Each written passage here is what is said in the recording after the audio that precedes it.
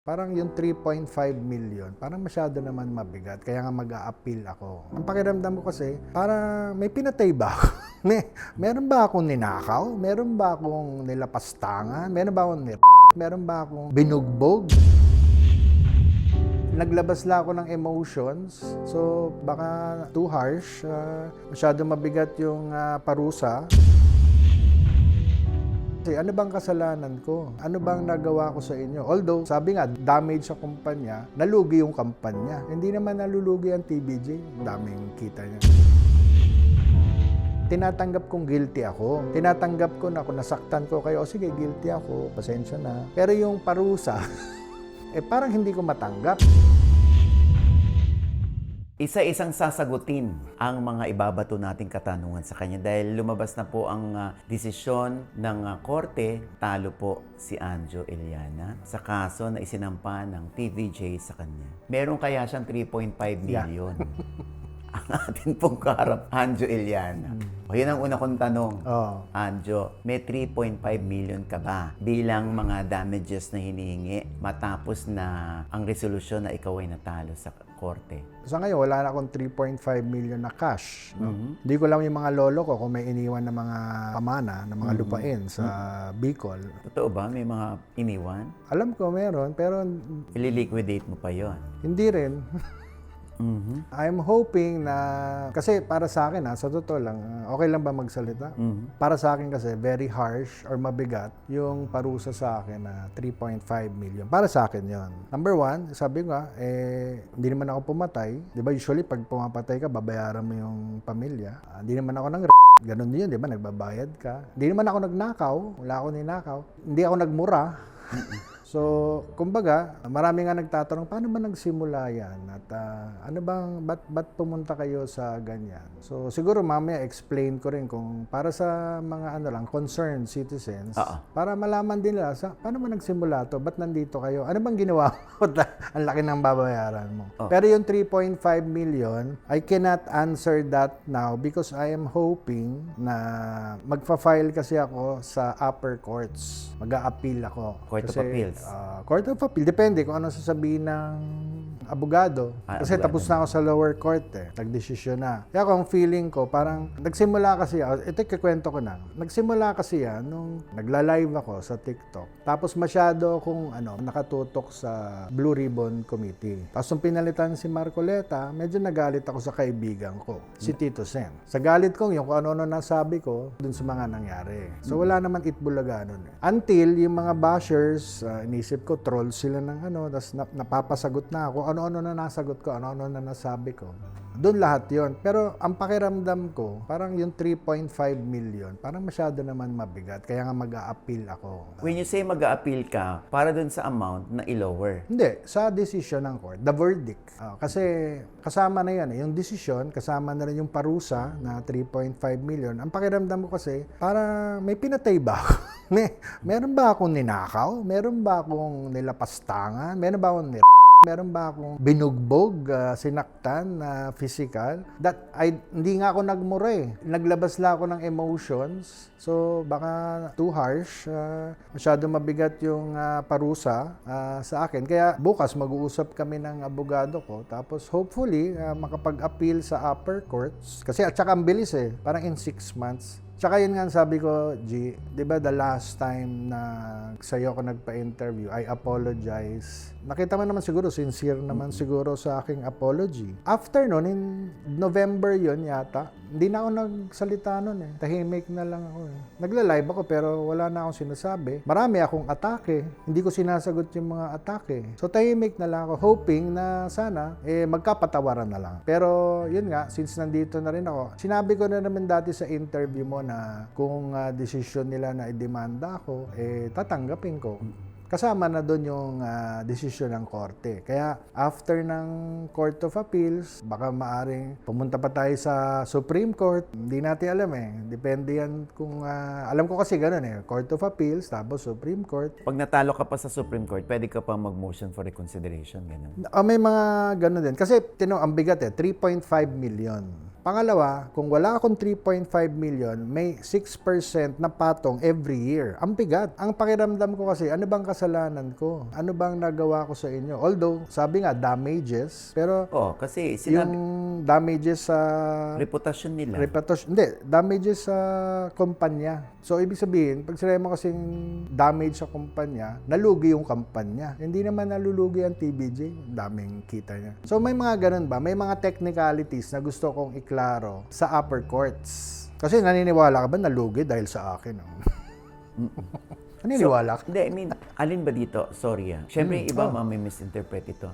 Bakit ba natalo si Anjo? Because nagbuhos ka ng emosyon mo to a point na may mga nasaling kang damdamin, meron kang parang yung reputasyon nila na kino-question ngayon. Pagkatapos mo magsalita. I never intended to destroy yung image nila. Remember, yung akin noon, nailabas ko yung aking hinanakit nung nandun pa ako. Naikwento ko yung mga hinanakit ko noon. Na ngayon, na-realize ko, di ba? Sabi ko nga, mali pala yung naglalabas ka ng sama ng loob, tsaka kwento mo. So, it's better pala na manahimik ka na lang, wag mo na ilabas yung mga kwento. Kaya lang, nalilito. Kasi marami ako napapanood, nilalabas nila yung mga kwento nila nung araw, hinanakit nila ng araw, hinanakit nila sa tao. Nainggit ka. Hindi nainggit. Akala ko, normal. Parang bakit ako bawal? Bakit yung ibang tao pwede? Hindi, yung ibang tao, kung naglalabas man sila ng sama ng loob, ang siste doon, hindi naman sila indidemanda. Hindi ko nga alam yun eh. Kaya nga, Hindi ko ikaw, alam. ayun ang pagkakaiba. Oo. Siyempre, umalma sa mga narrative mo itong Mabigat PBJ. yung nakabangga ko. And siguro, sensitive sila dun sa mga issues. They are powerful, that they can sue anytime. Ganun ang nangyari sa akin. Pero sabi ko nga, yung nagawa ko noon, humingi nga ako ng paumanhin sa TVJ Production, sa TBJ, sa mga nasabi ko noon. Kaya lang, mukhang papunta talaga tayo sa end of the road. Ibig sabihin ng end of the road, yung talagang kung anong sasabihin ng final court or the highest court. Kasi ako naman, pakiramdam ko, kung ako'y happy na dun sa desisyon at talagang deserve ko 3.5 million na ibabayad ko, di sige, suko na ako. Pero feeling ko pakiramdam ko sobrang laki. Parang sabi ko nga, ano ba to? Sa salita, magbabayad ka ng 3.5 million. Para sa akin this is my opinion. So, nung nalaman mo, natalo ka, anong initial reaction mo nun? Una, Nung nagulat nakarating sa'yo? kasi 6 months lang lahat nung nangyari. At saka may mga nangyari kasi sa court na hindi ko alam kung pwede ko i-discuss dito. Kaya nung unang mga araw, tulala ako kasi sabi ko, ang laki, 3.5. Tapos syempre, tinatanong ko sarili ko, deserve ko ba to na 3.5 million magbabayad ako dahil sa nasabi ko? Sabi ko, hindi naman ako nagmumura. No? Wala naman ako inimbentong mga kwento. Tapos sabi ko, nagsimula to nung nagalit ako kay Tito Sen dahil tinanggal nila si Marcoleta sa doon nagsimula lahat yan hanggang sa pumunta sa bashing ko Kaya sabi ko, teka, parang mabigat yung 3.5. Tapos iniisip ko nga minsan, paano yan pag may tao na maliit na may magsabing masama sa isang korporasyon? Ganun, ito na ba yung standard natin? Magbabayad na lang tayo magbabayad ng 3.5 or higher? Parang naapektuhan na yung natin, freedom of speech. Naintindihan ko yung freedom of speech kung nakakasakit ka na. Okay, pero yung parusa, parang mabigat. Kasi this will be a precedent, I think. Wala pa akong naririnig na ganito, nagsalita ka, magbabayad kang 3.5. So this will be, para sa akin, a precedence. Ibig sabihin, una, na lahat na magsasalita, lalo na sa showbiz o ganyan. Pag may sinabihan ka na malaking tao o malaking korporasyon, pwedeng maging basehan na to. Si Anjo nga, 3.5. Kaya ikaw, 3.5 ka rin.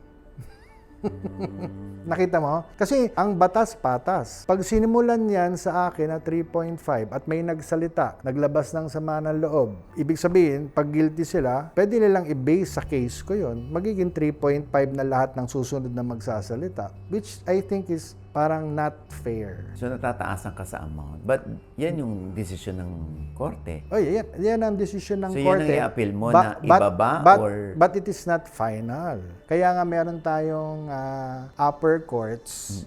Marami na nangyaring ganyan. Sa lower court, iba ang interpretasyon. Pagdating sa upper and Supreme Court, nababaliktad yung cases. Kaya nga, sa ngayon, going back to your question, meron ka bang 3.5 million? Para sa akin, hindi ko pa masasagot yan kasi wala pa ako dun. Wala kang Hindi pa ako 3.5? hindi pa ako required magbayad. So ba't ko po problemahin yung 3.5 when I can appeal muna? Tapos pag nagdesisyon na yung highest court, sabihin ng Supreme Court kunyari, oo, magbayad ka, kasalanan mo yan. O doon pala ako mamomroblema. Parang may laban ka pa para sa'yo. It is under the Constitution, anybody, any citizen, any Filipino citizen can appeal pag ikaw ay nadesisyonan sa lower court. So, kumbaga, ginagamit ko lang yung aking constitutional rights bilang Pilipino na mag-a-appeal ako pag sa tingin kong parang mabigat naman yung tinatanggap ko yung tinatanggap kong guilty ako. Tinatanggap ko na kung nasaktan ko kayo, sige, guilty ako, pasensya na. Pero yung parusa, parang hindi ko matanggap kasi mabigat. Mabigat. And sabi ko nga, being a public official before, being a vice mayor and a councilor, parang kawawa naman yung mga susunod sa akin na magsasalita, na mahirap na tao na magsasalita. 3.5 million ka agad. Pero yan. pwede maging president yan. Kaya, yan nga yung sinasabi ko, G. I mean, maging president yan. Correct. Na-reverse. Mag-iingat na ako Hindi, kung ayaw kong magmulta ng 3.5. Hindi, totoo nga yun. Pero ang sinasabi ko nga, kawawa naman. Kasi, remember, pag may emotions tayo, pag galit tayo, pag naglalabas tayo ng sama na loob, hindi natin mapigilan yung emotions natin. Tingnan mo yung government. Tingnan mo sa Vancouver, minumura nila yung presidente natin. Japan, mga ganun ba, emotions. Ngayon, ang sinasabi ko, itong paglalabang ko to, ipaglalaban ko na rin yung mga tao na susunod na gagawa nitong ginawa ko. Na sana hindi ganong kabigat yung parusa sa kanila. Kasi kunyari lang naman. Kunyari 100,000, sige, guilty 100,000, sige, babayaran ko na lang. Pero yung 3.5, once kasi, we're talking about precedents, once na natupad to, alam mo ba, lahat ng kaso na katulad nito, magsasalita ka laban sa korporasyon. Kunwari, nagsalita ka laban sa Meralco, nagsalita ka laban sa kahit anong korporasyon. Magiging basihan to. Alam mo ba yun? Pwede nilang basihan tong case versus sa Anjo Iliana. So, salita pa lang to, persons and a corporation or a company, ay gagayahin itong parusa ko. Kasi nangyari na eh. Kaya pinaglalaban ko rin itong mga sabi nga hindi sa akin guilty o hindi. Ang ko dito yung parusa, mabigat. Nung dumating na yung desisyon ng korte, anong sabi sa'yo ng mga pamilya mo, mga anak mo? Di nagula. Kasi di ba tahimik ako for 7 months. Alam mo naman yung sinabi ko sa inyo dati na yung mga anak ko nagagalit. Kaya hindi na ako nagsasalita. Kahit binabanatan ako, hindi na ako sumasagot. Tahimik na lang ako. Kaya nagulat sila. Parang may bago na naman akong ginawa. In-explain ko, hindi, dati pa to. Tapos sabi ko sa kanila, relax lang kayo. Parang mabigat itong parusa sa akin. I will talk to an attorney and I will file for an appeal sa upper court. Hindi ka naman pinagalitan ng anak mo. Ikaw kasi daddy eh. Hindi, talaga. May magagalit. Oo, may masasakit na salita. Tahimik lang ako. Inantay kong kumalma. Tapos saka ako in-explain na dati na to. For 2026, wala akong inaway. Wala akong pinakawalan na kahit labintador. Wala. Oo. Anong sabi ng mga friends mo in the industry? Konti lang yung konti lang. Sino yung mga nangumusta sa'yo? Parang wala halos eh. O asan na? Akala ko nakabuo ka ng friendship dito. Wala eh. Alam mo, yung mga kaibigan ko sa showbiz, tahimik lang yan. Siguro, tinitingnan nila kung saan papunta to. But I'm sure, they're concerned. Mahirap lang kasing pasukan. Tapos yun nga, marami kasi akong kaibigan, hindi nila alam kung paano nagsimula ito. Basta hindi ko naman inuulit-ulit yung sinasabi ko. Kaya siyempre, hindi nila maintindihan. Isang beses ko lang naman nasabi yun. Kung iba-iba man, isang beses ko lang sinabi. Pero sinasabi nila, di mo man lang naisip yung mga pinagsamahan nung araw. Alam mo, pag sabi ko nga sa'yo, it's so hard pag yung emotions na. First time ko pa mag-live, first time ko mag-vlog, first time kong makisawsaw sa politika at pananawagan na lahat to bago sa akin, G. Kaya may mga pagkakamali talaga. And malalaman mo kung saan ka nagkamali, parang pakiramdam ko, mahirap namang gibain yung TBJ. Isubin ako, magigiba ako TBJ. So, kung guilty man ako, sana medyo hindi naman ganun. Pero hindi ko alam kung magiging guilty ako kasi pag na-reverse din yan, di lalabas parang hindi ako guilty. Kaya nga lahat yan, malalaman natin. I trust the courts. I trust our justice judiciary, our justice system. And I will respect. Like I respect ngayon, yung nire-respeto ko yung 3.5 million. Nire-respeto ko. But I disagree. Nire-respeto ko. Hindi ako nagsasalita na, oy, mali kayo. Oy, luto kayo. Oy. Walang ganon. I accepted it. I respect it. Sana they also respect my decision that I will go for an appeal. So wala ka bang pakiusap sa TVJ? Alam mo, nakiusap na ako dati. And pakiramdam ko kasi sa TVJ, masyado silang nasaktan. Sabi ko nga, Nasaktan sila kasi hindi ka naiba sa kanila. siguro. Tsaka dahil hindi ako naiba sa kanila, parang kapatid ako. Mas masakit yun pag yung kapatid mong bumira sa'yo. Hindi nga lang, nakalimutan mo. No? Hindi sa nakalimutan. Matagal na kaming hindi nagkikita at nag-uusap. Sabi ko nga, nagsimula ito nung masyado akong nakabantay sa Politika. nakawan ng flood control. Yung Blue Ribbon yan, the investigation of the flood control. Alam naman natin, yung kaibigan ko, anong gagawin ko? Yung kaibigan ko, Senate President, si Tito Sen. Yung kaibigan niya, Blue Ribbon Chairman. Ako, tao na apektado nung nangyaring nakawan. Apektado ko Like millions, apektado. May live ako, marami akong followers. O nagsasalita ako na dapat ikulong, dapat. Kasi tuwan-tuwa ako kay Marcoleta noon, nung siya'y 2 linggo. Tapos natanggal siya. Nagalit ako kay Tito Sen kasi parang tinanggal nila si Marcoleta. Ang ganda-ganda na ng flow. Nakalimutan ko, nakaibigan ko nga ito.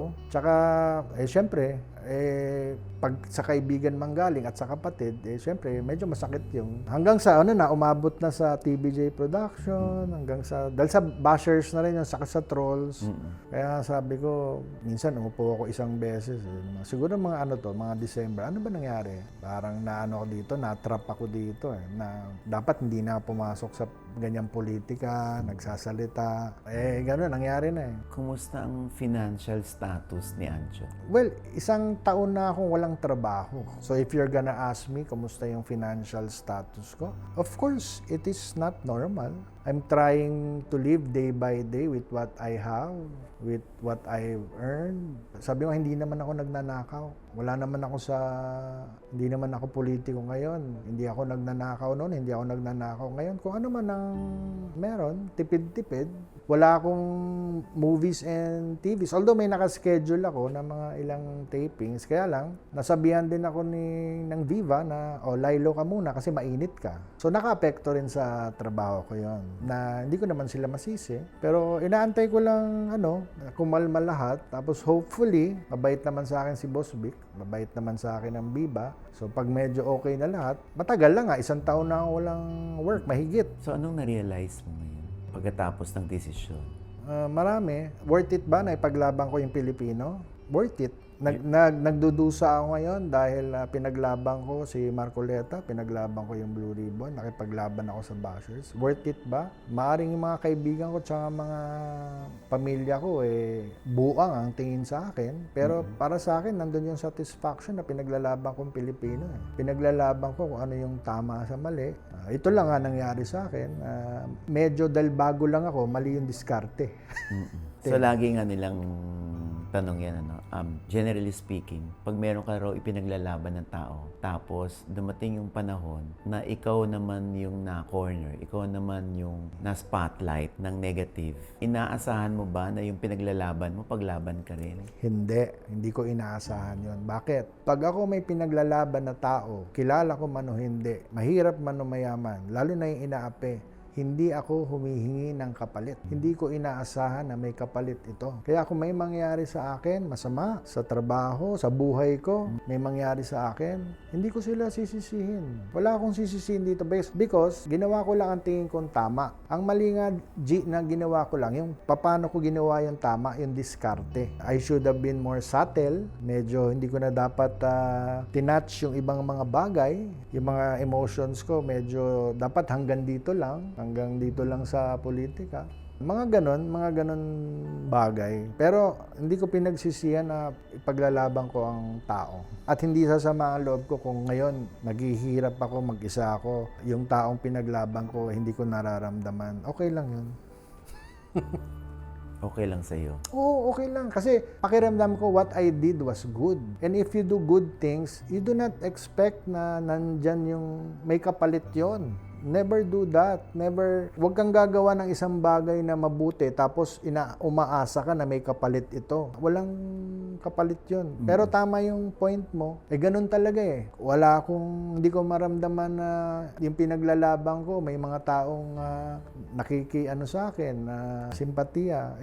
Ganun talaga eh. Ganun ang life. Pero I'm sure, baka may mga prayers dyan sa tabi-tabi. I'm sure naman, hindi naman lahat galit sa akin.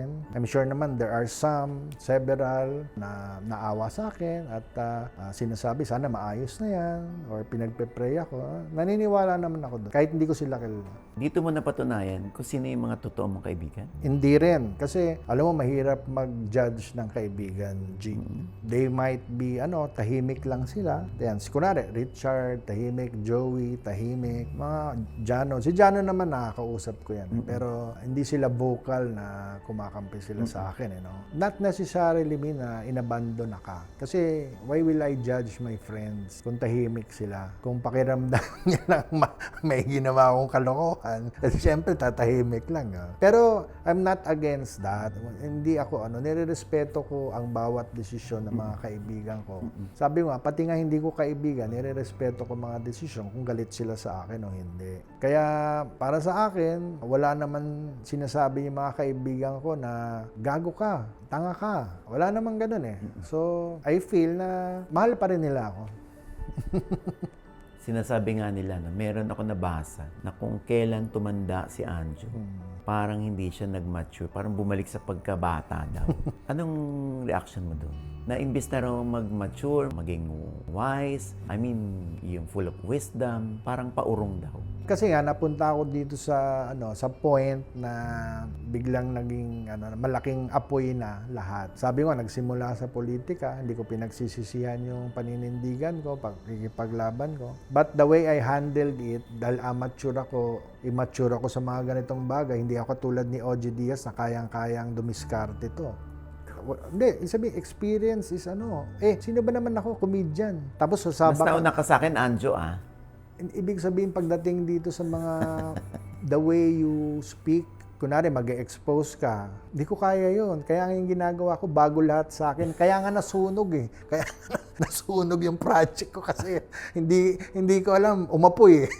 Di ba? Kasi bago ako, kung professional ako, G, matagal ko nang ginagawa ko, di sana napaganda ko ng walang masyado nasasaktan, walang masyado magagalit. Yun ang sinasabi ko. Pareho nga tayong comedian nagsimula, pero matagal ka na dito sa anong tawag sa ganyang larangan? Entertainment news. News. So kaya nga, bago lang ako sa entertainment news, saka sa news. Sinusubukan kong maging magaling, hindi pala ako magaling. Sunog. At least aminado ka, tinatawanan mo lang. Hindi, kasi nga, I have no intentions of destroying the images. Wala akong intensyon. Mahal ko tong mga to. Mahal ko si Tito Vic and Joey. Mahal ko mga kasamahan ko sa O Bulaga. sinasabi mo, baka sabihin, mahal mo pala bakit tinitira mo? Bakit hindi mo na lang kung may problema ka? Ini-explain ko nga na mahal ko sila. In the first place, wala akong intensyon noon na siraan sila. Kasi kung maninira ako, hindi gagawa na ako ng mga kwentong below the belt naglabas ako ng emosyon noon. Sabi ko nga, balik na naman tayo sa emotions. Pag ikaw ay emotional, may galit ka, kung ano-anong lumalabas. Tingnan mo yung kapitbahay mo, pag nagalit ko, ano-anong lumalabas. Lalo na sa asawa niya. Di ba? Ganun yan eh. It's a normal reaction of a human being. Pero ang sinasabi ko ngayon, mahal ko yung Tito Vic and Joey. Masakit sa akin na galit sila sa akin ngayon kasi ang dami namin pinagsamahan. Masakit ako na si Tito, hindi pa siya SP noon eh. Barkada ko matagal pinagsamahan namin. Ngayon magkaaway kami, nagdidemandahan. Masakit kasi, lalo na si Vic. Si Vic, parang kapatid ko yan. Hindi na kami para mag-compare niya. Para kami magkapatid yan. Masakit sa akin na ganito, na nasaktan ko siya. Lalo na si Joey din. Meron kaming Nuts Entertainment, ang dami namin pinagsamahan yan. Masakit sa akin na nasasaktan sila. Masakit din sa akin na nagagalit sila sa akin. Kasi kung tutuusin, ang pangit ng pinanggalingan itong nangyayaring ito eh. It is not intentional. Wala akong balak na masama sa kanila. Naglabas ako ng emotions ko. Tapos humupa rin. Nung humupa na, sabi ko, ay, mali yata yung ginawa ko. Naintindihan mo? Kanino mo pa gustong mag-sorry? Nag-sorry na ako dati sa pamilya. I'm still sorry for that. Ang talagang nasasaktan dito, TBJ, nakikita ko. Siyempre sa production, yan sila Jenny. Si Jenny na nakita ko nung sa korte. Sa staff ng bulaga. Si Raisa May, wala namang akong sinabing masama kay Raisa May. Wala namang akong sinabing masama sa Aldab. Wala naman akong masamang sinabi sa lahat ng cast. Actually, wala naman ako yatang sinabing masama sa buong Sait Bulaga. Tsaka sa production.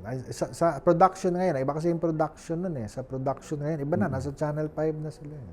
Iba na yung may hawak niyan. So, more on Tito Vic and Joey. Kasi, katulad ngayon, lumilindol-lindol lang. Hindi natin alam, bukas ba, buhay pa tayo. Ibig sabihin, siyempre, pagpatay na kami, pare. Di ba masarap? Baka pag afterlife mo, magkaaway pa kayo, di ba? Yun lang sana wini-wish ko dahil I already made my apology 7 months ago at naiintindihan ko naman ba't galit sila sa akin. Pero sana humupa na yung galit nila sa akin. Kahit wag nilang i-atras yung kaso kasi kung pakiramdam mo, damages talaga. Pero sana yung galit, kasi nararamdaman ko yung galit. Hindi naman intentional to. Sana maintindihan ni Tito, ni Vic, ni Joey na mahal ko kayo. Nung araw, minahal nyo rin naman ako. Sana humupa na yung galit nyo sa akin. Kung meron kayong suklam sa akin. Kasi ako hanggang ngayon, mahal ko kayo, nire-respeto ko kayo. At lahat ng magagandang bagay, wini-wish ko para sa inyo. Kaya nga, ang message ko ngayon sa Tito Vic and Joey, hindi patawad eh. Kasi humingi na akong tawad dati. And I mean it. Galing naman sa puso ko yung tawad dati. Ang hinihingi ko, sana kung may galit sa akin ng Tito Vic and Joey, sana humupa na. Kasi yung mga barkada kong yan, nasa 70s na. Si Tito yata nasa 80s na. So syempre, inaalala ko rin yung health nila. Ako naman, mag-60 na, magsi-senior na rin ako. Pasensya na dun sa mga nangyari. I'm sorry dun sa mga nangyari. Kung hindi nyo narinig dati, nag-sorry na ako dati. Pero ngayon, nagsosorry ulit ako sa inyo. Sana humupa na yung galit. Yun lang naman eh. Yun ang concern ko, yung galit. Hindi naman yung kaso eh. Yung kaso, pera lang yan eh. Mas mahalaga pa rin sa akin yung pinagsamahan namin na pagmamahalan dati. Na para kami magkakapatid. Yun ang hinihingi ko bilang naging dating parang kumpare, kapatid, katrabaho for 20 years or more. Sana mapatawad nyo ako.